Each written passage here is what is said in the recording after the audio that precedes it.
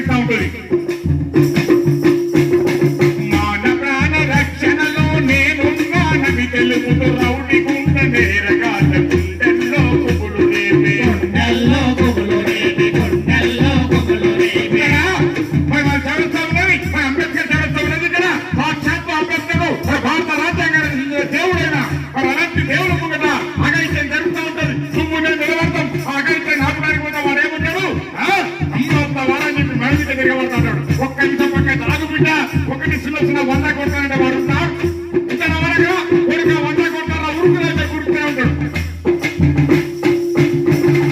మాన ప్రాణ రక్షణలో నేనున్నానని తెలుపుతూ రౌడి గుండ నేరగాల గుండెల్లో గుబులు రేపే గుండెల్లో గుబులు రేపే గుండెల్లో గుబులు రేపే. అంత నమ్మడున్నదమ్మ భయమెందుకు మనకమ్మ ఆపదలో ఉన్నప్పుడు.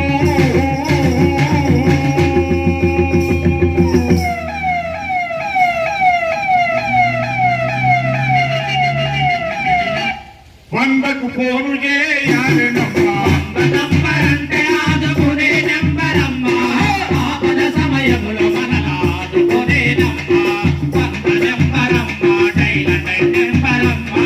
అంతే కదన్నా, ఇప్పుడు మన ఎదురుకు బ్రహ్మాండమైన రాజారు ఉన్నది. 2 నిమిషాలు వస్తుందని వారు పోతాం, 1 నిమిషంలో కాంటపల్లి సెంటర్కి పోతాం. అదే కాదు మారుమూల గ్రామాలలో మరి పళ్ళు పోవడానికి కాళ్ళు పోవడానికి మరి చిన్న చిన్న మార్గాలున్న రహదారి లేని గ్రామాలలో సైతం 1 నిమిషాలు 7 నిమిషాలలో మా 100 నంబర్ సిబ్బంది చేరుకొని అక్కడ మరి ఇలాంటి ఘోరాలు నేరాలు జరగకుండా రక్షణ కల్పిస్తా ఉంటారు.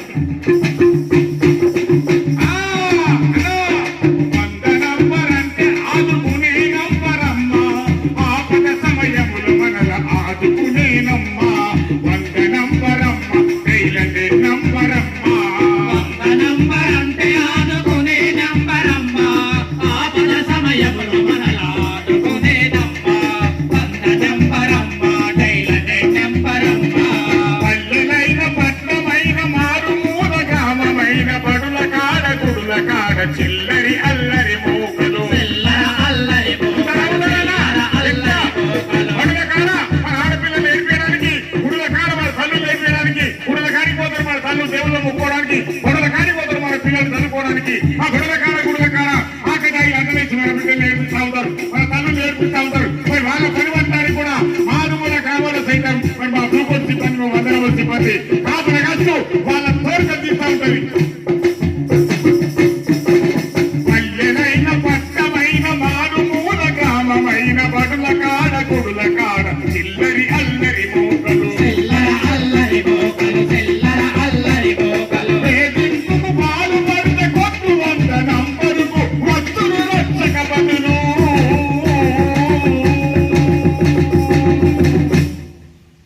వాళ్ళ మైల పోరు ఇతరమ్మా 100 నంబర్ అంటే ఆదుకునే నంబరమ్మా ఆపద సమయములో మనలా ఆదుకునేనమ్మా 100 నంబరమ్మా diluent నంబరమ్మా 100 నంబరమ్మా diluent నంబరమ్మా 100 నంబరమ్మా diluent నంబరమ్మా 100 నంబరమ్మా diluent నంబరమ్మా 100 నంబరమ్మా diluent నంబరమ్మా. ఎప్పుడైతే మన కాపులు జరుగుతుంది ఇక్కడ ఆదేశానుసారం మన గ్రామంలో ఎలుగడి గ్రామంలో మన కళా బృందం చేత ఇప్పటికే చాలా ప్రోగ్రామ్స్ కండక్ట్ చేయడం జరిగింది. అంటే మనము సమాజంలో దురలవాట్లు కానీ ఇంకా మనం చెడు యువత ఏ విధంగా చెడు వైపు వెళ్తుంది, ఏ విధంగా తల్లిదండ్రులు చూసుకుంటలేరు. సో వీటి మీద కంప్లీట్గా పాటల రూపంలో కానీ లేకుంటే ఇంకా స్కిట్ రూపంలో కూడా అంటే వీళ్ళు స్కిట్స్ కూడా వేసి చెప్పడం జరుగుతుంది. సో ఈరోజు నేను మీకు కొన్ని చెప్పుకోదలుచుకున్నాను.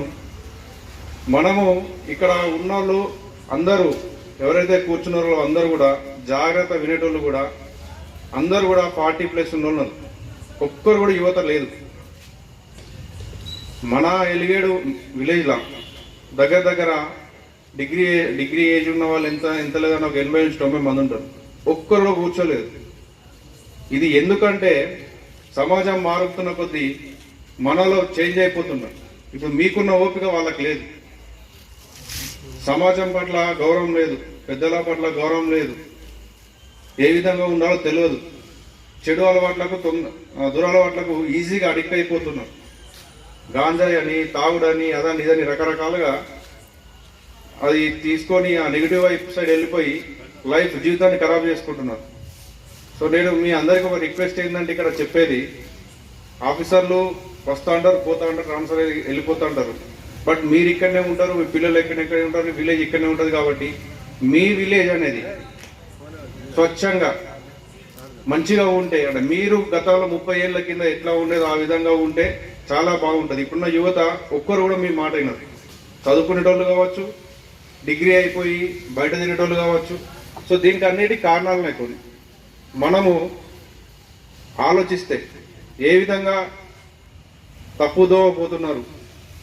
సింపుల్ ఎగ్జాంపుల్, ప్రతి గ్రామంలో మందు తాగుతారు యువత, గాంజాయి తాగుతున్నారు, రకరకాల చెడు వ్యసనాలకు అలవాటు అయిపోతున్నాం. సో మనం ఏమనుకుంటామంటే, గతంలో గ్రామంలో ఏ చిన్నదైనా కూడా చిన్న తప్పిదం జరిగితే అందరూ పెద్ద మనుషులు కలిసి దాన్ని ఇంకోసారి జరగకుండా మనకు భయం చెప్పుడు, లేకుండా మీ వల్ల కాకుండా మా దగ్గర తీసుకురావడం, ఇవన్నీ చేస్తుంది. ఇప్పుడు ఏమవుతుందంటే స్వయం అంటే మన సెల్ఫిష్నెస్ అంటుందని మనకు ఆలోచించుకోవడం ఎక్కువ అవుతుంది. ఫలానా పుల్లయ్య కొడుకు అరే గాంజాయి తాగుతానంటే, ఫలానా పుల్లయ్య కొడుకు గాంజాయి తాగుతాను తాగని వాడైపోతాను అనుకుంటారు. ఫలానా పుల్లయ్య కొడుకు మందు తాగుతారు, రోజు చిన్న వయసులోనే స్కూల్కి పోతాడు, వచ్చి మందు తాగుతాడు అనుకుంటే అక్కడికే మనకు సంబంధం లేనట్టు ఉంటారు. కానీ ఆ గాంజాయి తాగేటోడు, ఆ మందు తాగేటోడు, సిగరెట్ తాగేటోడు రేపు మన కొడుక్కి మన పిల్లలు కూడా అలవాటు చేస్తారని మర్చిపోతారు. సో ఇది నేను అబ్జర్వ్ చేసింది గత కొంతకాలంగా. పాతకాలంలో స్వచ్ఛ పల్లెలు అంటే ఒక మంచి పేరు, స్వచ్ఛతకు మారు పేరు. అన్న చెల్లె అక్క తమ్మి తారతమ్యాలు లేకుండా ఏది కూడా, ఎలా అంటే మనం రకరకాల కులాలు ఉంటారు, ఏ కులమైనా కూడా తారతమ్యం లేకుండా అక్క తమ్ముడు చెల్లె బావ అని పిలుచుకునే విధంగా ఉండేది. సో ఇప్పుడు కాస్త అది పోయింది విలేజ్లలో. మన విలేజ్లో సరే ఒక 10-15 మంది పిల్లలు తాగుతారు కావచ్చు గాంజాయి, లేకుంటే రోజు బయట కూర్చొని అక్కడ మందు తాగుతారు కావచ్చు. ఈ క్రమక్రమాలు ఇల్లే రేపు నేరస్తులు అవుతారు. బయట చేసే నేరస్తులు కానీ, పెద్ద పెద్ద అఫెన్స్ లిస్టులు కానీ ఇట్లాంటి వాళ్ళే. వీళ్ళను మార్చాలంటే మాతో పాటు మీరు కూడా కంపల్సరీ ముందుకు రావాలి. మీ పేర్లేం బయట చెప్పము, మీది ఇన్ఫర్మేషన్ ఇచ్చినంత మాత్రమే మీరేం బయటికి రాదు. బట్ అది కూడా చెప్పట్లేదు. జరుగుతుంది సార్, ఊళ్ళో జరుగుతుంది. సపోజ్ ఒక గాంజాయి కూడా తీసుకుందాం, లేకుంటే తాగుడు తీసుకుందాం. వాడికి పైసలు ఎప్పుడు అప్పుడు పోయి బయట కూర్చొని తాగుతాడు, గాంజాయి ఎప్పుడు వస్తే అప్పుడు పోయి తాగుతాడు. ఫలానా వాళ్ళు తాగుతారని తెలుస్తుంది, కానీ మీకు తెలుస్తుంది ఏ టైంలో పోతారు, ఏ టైంలో ఉంటారు, ఎక్కడ పోతారు అన్ని తెలుస్తుంది మీకు. సో ఆ ఇన్ఫర్మేషన్ అనేది మీకు వీపీఓ కన్నా ఇవ్వాలి, లేకపోతే చెప్పాలి. చెప్తే ఏమైతుందంటే ఆటోమేటిక్గా ఒకసారి కాకుండా రెండోసార్లు దొరికితే కొంచెం భయానికి వస్తుంది. ఇట్లా 1, 2 సార్లు 3 సార్లు దొరికితే కంప్లీట్గా ఆ భయానికి వచ్చేసి కొంచెం అదే మనకు సంబంధం లేదు, పోతావని మన కొడుకు లేడుగా అని చెప్పేసి పోతా అంటే అది వేరే రకంగా వెళ్ళిపోతుంది.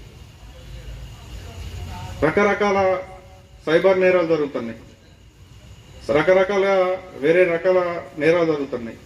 మనకేమైతుందిలే, మనకు జరగలేదులే అని చెప్పేసి ఆలోచనలో ఉంటున్నాం మనం. అందుకే ఈ విధంగా జరిగిపోతుంది. ఇప్పుడు మన తెలియకుండా మన పిల్లోడు వాడు మందుకు అలవాటు కావచ్చు, సిగరెట్ అలవాటు కావచ్చు, గాంజాయి కూడా అలవాటు కావచ్చు, మీకు తెలియకుండానే. సో పల్లెటూర్లలో ఏదైనా తప్పిదం జరుగుతుందంటే అందరూ కలిసికట్టుగా చెప్పాలి, లేకపోతే మాకు చెప్పాలి. 1-2 సార్లు చెప్తే ఆటోమేటిక్ ఏదైనా కూడా చేంజ్ అయిపోతాను. సో ఇప్పుడు ప్రతిదీ అదే కాదు, మన వాళ్ళు ఇప్పుడు ఒక మంచి పాట రూపంలో చెప్పడం జరిగింది. తల్లిదండ్రులను ఎలా చూసుకోవాలి, వాళ్ళు మనం ఎలా చూసుకుంటారు, చిన్నప్పుడు ఎలా చూసుకుంటారు, మనం పెద్ద అయినాక వాళ్ళు ఎలా చూసుకోవాలని చెప్పడం జరిగింది. మీరు అంతా ఇక్కడ అంతా యువత ఎవరు లేరు. నేను చెప్పినట్టు 40 years ఎబవ్ ఉన్న వాళ్ళే ఉన్నారు, కానీ యువత లేరు. ఎందుకంటే యువతకి ఓపిక లేదు. ఇక్కడ అక్కడి నుంచి అంత కష్టపడి వచ్చి చెప్పే వీళ్ళు చెప్తారు, అది మన కిందామనే ఆలోచన లేదు.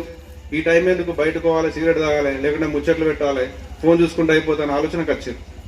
ఇంకొన్ని రోజులు అయితే అది మరీ దారుణంగా తయారైపోతుంది. సో కాబట్టి అందరూ ముందుకు రావాలి, చెప్పాలి, చెడుని చెప్పాలి. చెడుని మనం అది చేయాలంటే, తగ్గించాలంటే కంపల్సరీ ఇన్ఫర్మేషన్ ఇవ్వాలి, పోలీస్ స్టేషన్కి ఇన్ఫర్మేషన్ ఇవ్వాలి.